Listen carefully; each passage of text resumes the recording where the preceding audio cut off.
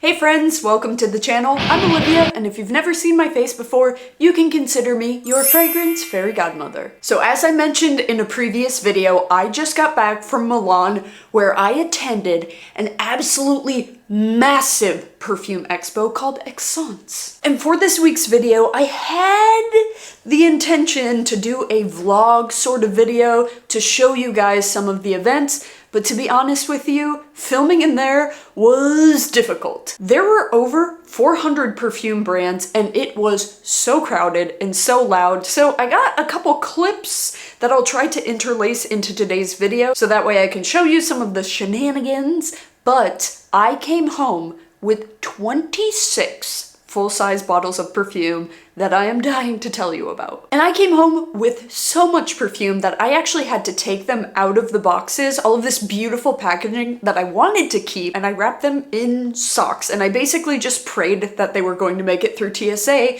which, spoiler alert, they did. I only had one little bottle that leaked a little bit onto my sock, but just a little baby bit. I would call that a win. I'm going to try and practice my vlogging skills because I do have another trip that's coming up very, very soon, and I can't wait to show you guys that, so I'll try to improve my technique a little bit. But if you're excited to see some of the new fragrances entering my collection, grab yourself a little snack, a little drink, have a seat, and let's get rolling into the smell goods. This was my first time going to this size of an expo, and I didn't really know what to expect, and prior to the event, a lot of brands were reaching out to me, seeing if I could reserve an appointment time with them.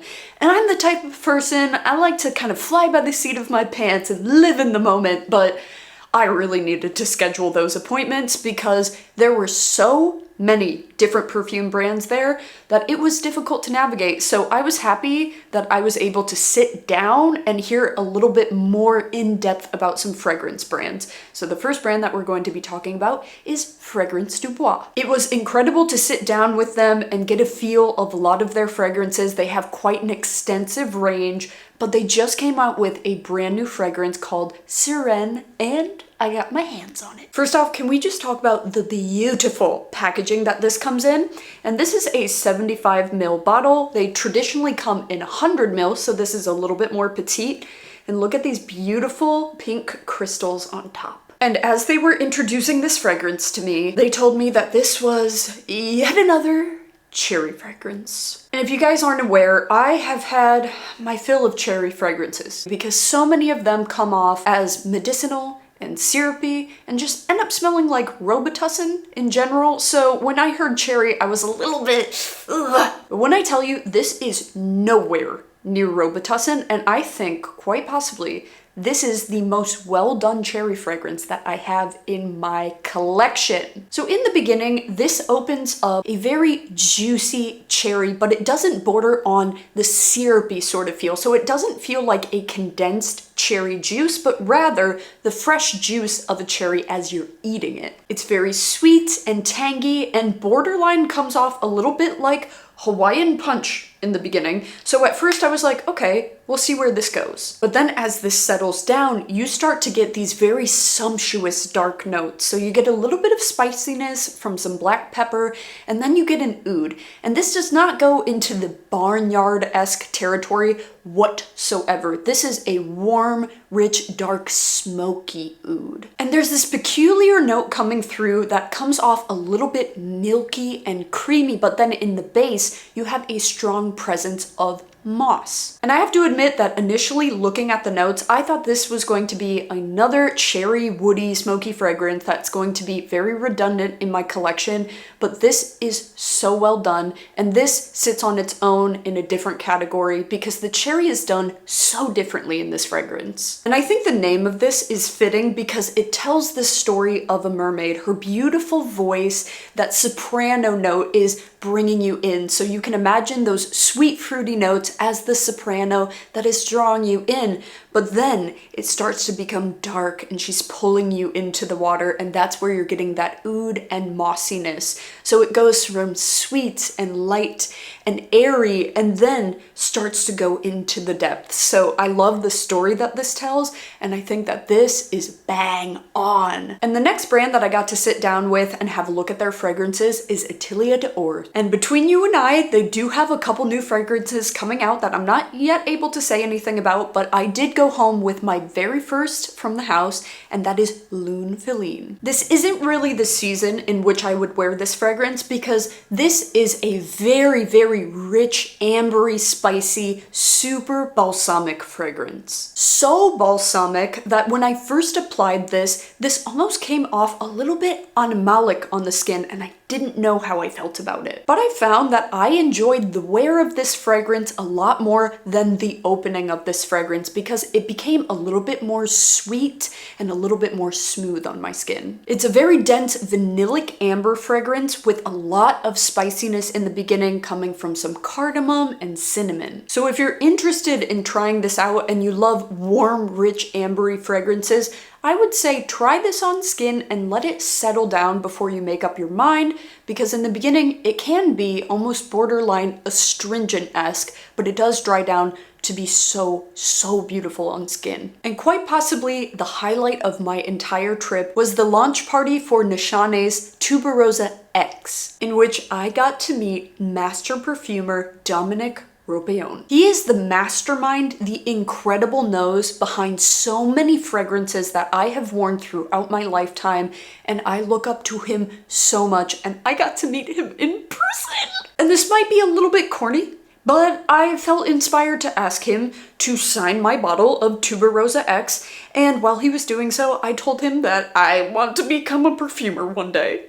He was so sweet about it, and he signed my bottle, and it is just a moment that will live in my head forever. So let's start off then with Tuberoza X. So if you have tried the original Tuberosa, it is quite a dense, thick, indolic tuberose, but this in comparison has a little bit more of a light, fluffy, lipsticky touch. And I don't know what's going on, but in the past, I have struggled with white florals because I am quite sensitive to indolic fragrances. When there is a lot of natural white florals in a fragrance, I tend to smell almost a urine sort of note. But as of lately, I have been having a love affair with white floral fragrances. I don't know if my preferences are changing, I don't know if my palette is developing, but I sprayed this on my coat, and this was the most beautiful, fluffy, lipsticky, but dense and sweet tuberose fragrance,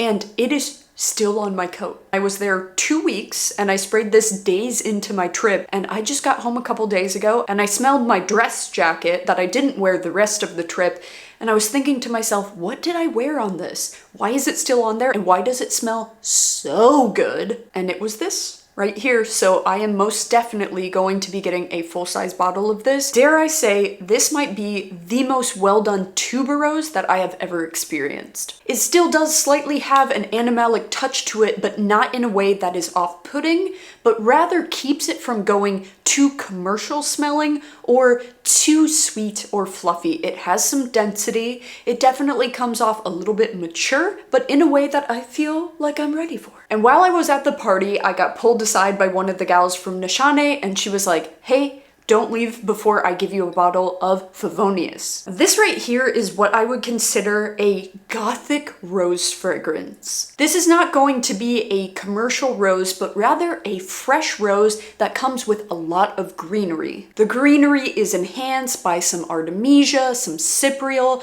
but then you have a little bit of smokiness coming through with some incense. And then in the base, you have a booming patchouli that comes off a little bit dirty, and an oud that comes off a little bit animalic. So if you're not in the place of animalic ouds, this one is not going to be for you. But to me, this feels like Phantom of the Opera. It has a little bit of a gothic appeal. This is something that if you are a die-hard rose lover and you love oud as well, I think that you would love this fragrance. And one thing about Nishane is that their fragrances are beast If you spray them on your clothes, expect that it is not going to come off until you launder the item. They do not fade off naturally. You will fully have to wash the article of clothing before it will come off. So this is no exception, but because of the richness of the oud and the patchouli and the incense, this is a monster projector. And against the advice of others, I did bring some fragrances with me, even though everyone told me, Olivia, you are going to be so surrounded by fragrances that you have no business taking it with you. But of course, I always want to make an entrance and come prepared. So I did bring some travel size fragrances with me. And because I was going to be in Italy, I wanted to make sure I brought an Italian brand. So I brought some travel sizes from Pantheon Roma, and I went home with 4 full-size bottles. So let's start off with Donna Margherita. This is another fragrance that is supporting my love of white floral fragrances right now. And I don't know if it's because it's springtime and florals in springtime. How original. But this just smells like an incredibly classy, elegant woman. This smells like the souped up version of Florence by Tocca. And if you guys are OGs on this channel, you will know that that is a fragrance that I love with the entirety of my soul. So this is jasmine and tuberose, and unlike Tuberosa by Nishane, this does not have a powdery, lipsticky, musky accord, but rather has an amber base that's giving it a little bit of a vanillic touch. So there is some sweetness and some depth to this, but this feels like a bright, fresh, natural smelling jasmine bush. And I now have a lot of vivid memories attached to this fragrance because I wore this as we were walking around the cemetery that was absolutely beautiful, and my husband was doing some photography, and out of nowhere, just as I'm missing my pets at home, a cat appears just out of thin air. And the cat looked like a combination of all of my cats, and it came right up to us and let us pet it, and it was a beautiful interaction, and then it just disappeared. I had this moment of joy and excitement petting this cat, really missing my own, but then I was surrounded with a solemn and a sorrow, being that I was at a cemetery and there were people grieving. So when I smell this fragrance, it brings in a lot of complex emotions. So I don't know if you guys have some fragrances that when you smell them kind of throw you for a loop, but that is how I feel about this fragrance now. I have an emotion attached to it. And next from Pantheon, we have Nerone. So I got to sit down with the owners of Pantheon, and when creating this fragrance, they gave a brief to the perfumer, which I got to meet. It was an insane brief, and they just wanted to see what he would come up with. And this is the story behind this fragrance. So way back in 54 AD in the Roman Empire, there was a wicked emperor named Emperor Nero. And this man lived in such excess. He lived so lavishly, and long story short, he lost his mind and burned down the entire city. And that is a very quick paraphrasing, but they took this to the perfumer and basically let him run wild with it. So in this fragrance, you have the juxtaposition between the super opulent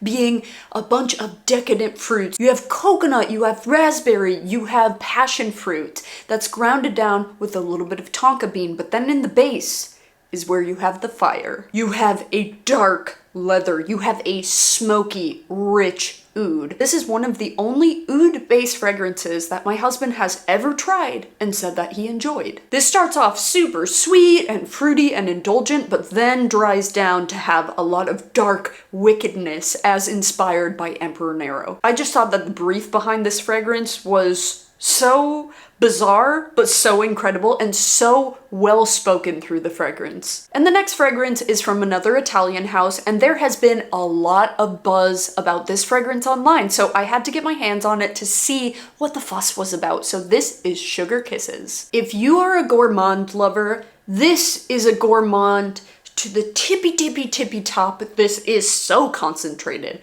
so beast mode, so edible. I mean, just look at these notes. We have chocolate, we have vanilla, we have caramel, we have dates, we have a bunch of super duper edible notes. But surprisingly enough, although this is super beast mode and does have some density to it, something about this is slightly reminiscent of an angel food cake to me, which still has a quaint airiness. So although this is gourmand and edible and sickeningly sweet to some people, I still found it very wearable because of that airy characteristic. I think the airiness is coming from a little bit of powderiness. We have some heliotrope, we have hazelnut, which can come off a little bit powdered sometimes, as well as nutty. So although this is to some people going to be very cloying and too dense, I enjoy it quite a bit. Now, I would definitely reach for this in cooler weather, but luckily in California, it hasn't gotten too hot yet, so I will reach for this, but I would reserve it for nighttime for the time being, so once winter hits, this one. Beautiful. And the next fragrance is from a house called Les Folies du Parfum, and this is called Palais Rose. And there's actually a muse behind this fragrance who was an aristocrat back in the day in Milan named Luisa Casati. She was another one of these types who lived incredibly lavishly. She had more jewels and more wardrobe than any queen in history, but she actually died with no money to her name in 1957. She had a super unique look in which she would make her skin very white. She had these big green eyes, and she would actually dilate her pupils with belladonna, which, if you don't know, is very poisonous. This certainly bears a resemblance to Delina Exclusive by Parfums de Marly. But I found this one to differ in the fact that it relies a little bit more heavily on some of the more sharp contrasting notes, such as the pink pepper being a little bit stronger, the rhubarb being a little bit stronger. But this is a sweet, powdery, feminine rose fragrance, and it is very, very well done. And even though it relies on those stronger, sharper notes, it doesn't feel imbalanced whatsoever. And I personally found the bottle to be so beautiful. And the next one up is a brand new release from the house of Bohoboco, and this is called Magic Mushrooms. I don't know if this is going to translate on camera, but this has a really cool iridescence that when you look in a certain light, it looks like it's translucent, but then when you go into a different light, it has this opaque opalescence to it. It's really cool. The liquid itself is so intriguing, and that's what gives it that kind of magic mushroom feel. And before I looked at the notes, by the name, I assumed that this was going to be a damp, earthy, kind of dirty sort of smell that was going to emulate mushrooms, but I was very surprised when I first smelled this because I went in completely blind, and the first thing that I got was a nose full of cannabis. It comes off as super bright and green and aromatic in the beginning. You have some cypress, you have a little bit of grapefruit, giving it a bit of tang and a little bit of dank. And it does have the note of mushroom. As it dries down, it has almost that kind of spongy, dirty quality, as if you plucked a morel mushroom straight from the dirt. And then you get a little bit of mossiness. So this starts off much more fresh and aromatic and wearable than I would have imagined it. And I personally am a sucker for cannabis fragrances. You guys know I love a good cannabis fragrance. And this one is so peculiar. It starts off fresh and inviting and aromatic, but then it dries down to have that, what I expected, a little bit of dirty, mossy, earthy, wet ground sort of feel. So friends, this is Editing Olivia hopping in to say that when I originally filmed this video, I thought that I would be able to fit it into an entire video, and as I was editing, I found that the video was incredibly long. So for today, we're actually going to call it, and we're going to do a part 2 next week. I'm so sorry I tried to condense everything down, but I wanted to make sure that I got all of the information about the fragrances that I wanted to talk about. I didn't want to skimp out on some of the backstories and the description, so I hope you guys understand, because I'm trying to make this a digestible length video, because we do not have time to sit here and be watching a 30-minute video. Maybe you do, but my algorithm says 15 minutes is the sweet spot, so I hope you guys understand. So make sure you tune in next week, where we're going to be talking about the rest of the goodies. And until then, take care of yourselves, my friends.